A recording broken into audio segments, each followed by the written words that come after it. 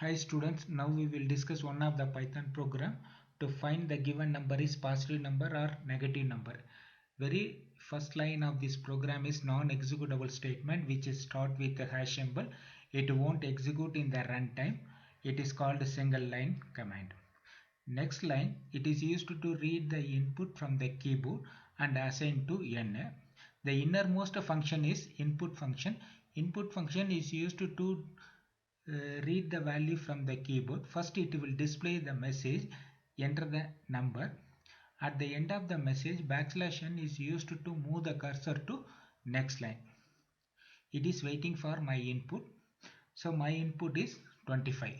25 it will treat it as a string, so you should convert it to number.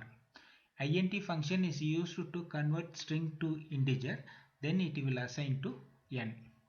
Next, if statement, conditional statement. Conditional statement end with a colon. N value is 25. 25 greater than or equal to 0. Condition is true. Control comes inside the if. Print the given number is positive number. 25 is a positive number. Okay. Suppose my input is -5. -5 greater than or equal to 0. Condition is false. So control transfer to else part. Else end with the colon. It will print the message. The given number is negative number. -5 is a negative number. Okay, fine. We'll see the output. Fi is used to run the program.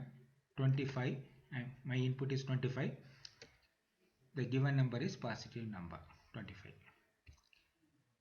In other possibility is -5, that is negative number. The given number is negative number. Okay, fine. Kindly subscribe my channel and press bell icon. You can watch my future videos. Thank you.